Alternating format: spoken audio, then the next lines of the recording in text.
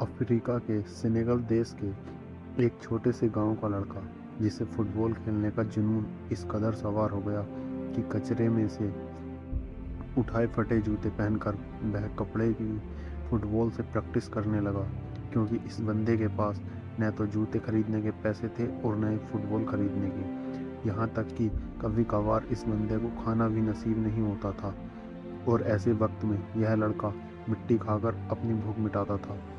और मैं दावे के साथ कह सकता हूँ कि ऐसी कंडीशन आपकी नहीं होगी, क्योंकि जिस फ़ोन या लैपटॉप पर आप यह देख रहे हो वह हज़ारों रुपए का है, लेकिन उस बंदे के पास तो खाने तक के पैसे नहीं थे। वह फटे हुए जूते पहन कर फुटबॉल की प्रैक्टिस करता था। कोई नहीं था उसे ट्रेन करने वाला, लेकिन फिर भी उस बंदे को अपने आप पर विश्वास था। एक जिद थी कि एक दिन पूरी दुनिया मुझे मेरे नाम से जानेगी।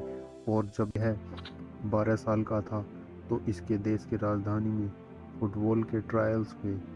उस वक्त उस बंदे के बाद वह तक ट्रैवल करने तक के पैसे नहीं थे, लेकिन जुनून इस कदर सवार था कि 12 साल का ये लड़का 160 किलोमीटर भागते हुए वहाँ पहुँचा सिर्फ ट्रायल देने के लिए। अब आप ही सोचो कि कितनी आग होगी उस बंदे के अंदर जब यह अपने फटे हुए जूतों में वह वहाँ पर पहुँचा तो लोगों ने उस पर उसका मजाक बनाया। लेकिन इस बंदे के 5 मिनट के ट्रायल ने सब लोगों की बोलती बंद कर दी।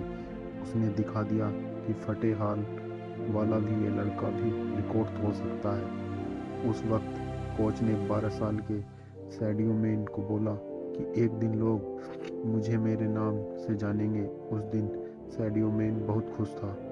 जब ये बंदा खुशखबरी सुनाने के लिए दौड़ता हुआ अपने घर गया तब देखा कि इसके पिताजी की हार्ट अटैक से मौत हो चुकी है। सोचो उस दिन 12 साल के इस लड़के की क्या हालत हुई होगी। अब इसके पास प्यार करने के लिए सिर्फ एक ही चीज़ बची थी, वो थी फुटबॉल। उसने अपने आंसू पोंछे और प्रैक्टिस करना शुरू कर दिया। उसका प्रैक्टिस और इस गेम के लिए जुनून देखकर फ्रांस के एक बहुत बड़े क्लब ने उसे सिलेक्ट कर लिया।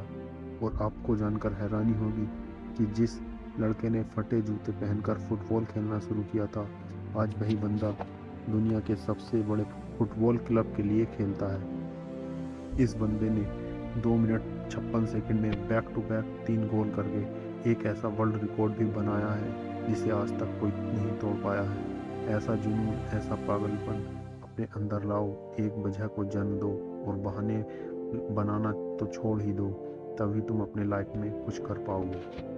दोस्तों, अगर कहानी पसंद आई हो तो चैनल को सब्सक्राइब जरूर।